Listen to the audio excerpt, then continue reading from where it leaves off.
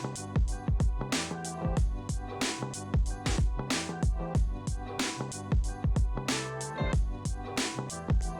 a tutti e benvenuti in questo nuovo video dove vedremo cosa sono i teleport service, che sono utili per esempio quando si vuole creare una lobby all'interno del proprio gioco.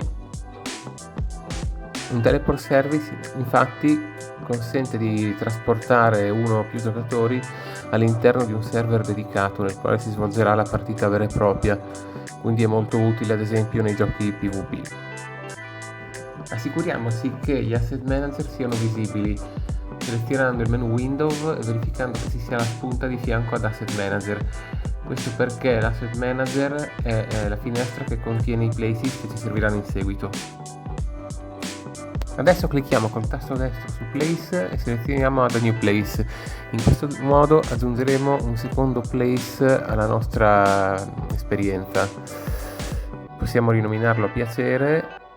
La cosa importante da tenere a mente è che adesso avremo due place, uno che contiene la scena che state vedendo di una grotta all'interno di una foresta e il secondo place che sarà all'interno della grotta. Questo non è un video sul level design, quindi la qualità dell'interno della grotta sarà anche peggio della qualità della grotta che si vede da fuori, ma non è questo l'importante per imparare a utilizzare i teleport service, per fortuna. Facendo doppio clic sul nuovo place che ho creato, quello chiamato Dungeon, si aprirà una nuova istanza di Roblox Studio.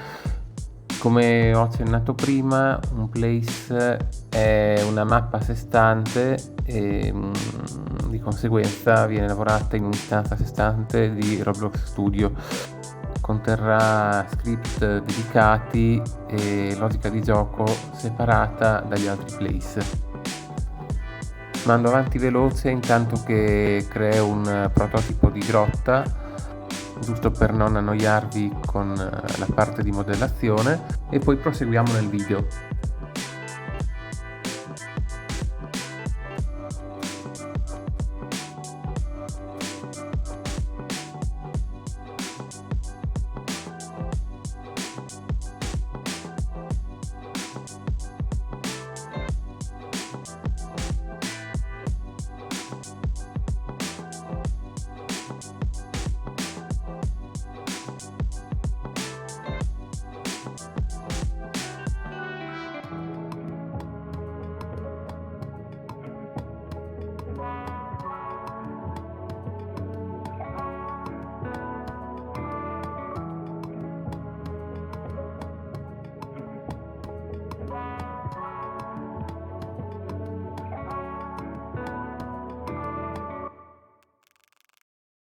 Adesso che abbiamo finito di creare il nostro place di destinazione, possiamo tornare nel place principale che contiene la foresta con l'ingresso della caverna.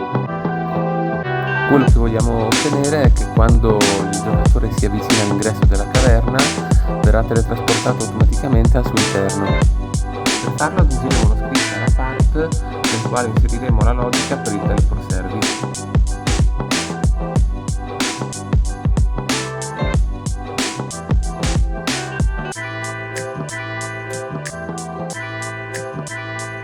Ed ecco il codice che andrà inserito all'interno dello script. Quando il giocatore tocca la parte all'ingresso della caverna viene chiamato il metodo teleport to private server, che fa sostanzialmente due cose. Prima di tutto chiama il metodo reserve server async e successivamente utilizza questo codice d'accesso per teletrasportare il giocatore in un server privato che ospita il place corrispondente all'interno della nostra caverna, identificato da Target Place ID.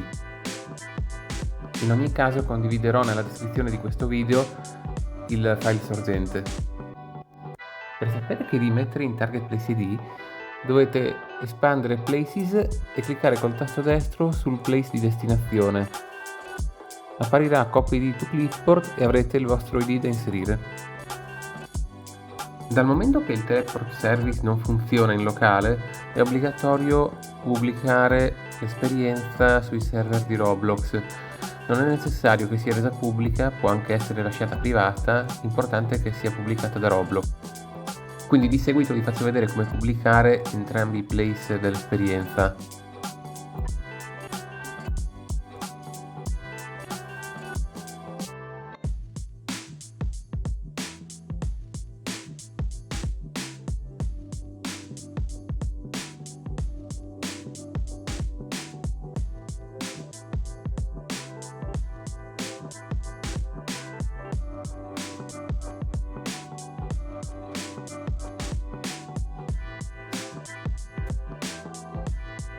Una volta che entrambi i place sono stati pubblicati, se ci colleghiamo a Roblox e avviamo l'esperienza, dovremo riuscire a teletrasportarci dall'ingresso della caverna all'interno.